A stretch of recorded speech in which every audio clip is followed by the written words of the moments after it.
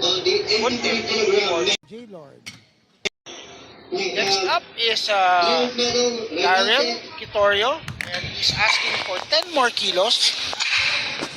He's going for 95 kilos this time.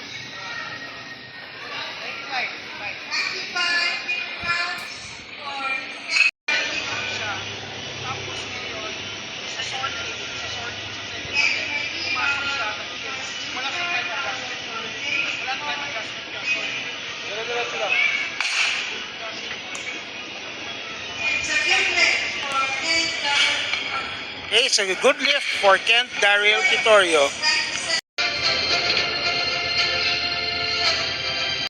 On the 59 kilogram weight class, we have silver medal Kent Daryl Kitorio from Zest Power Gym, and gold Christian John Kiza, an individual lifter with a total lift of 392.5 kilograms.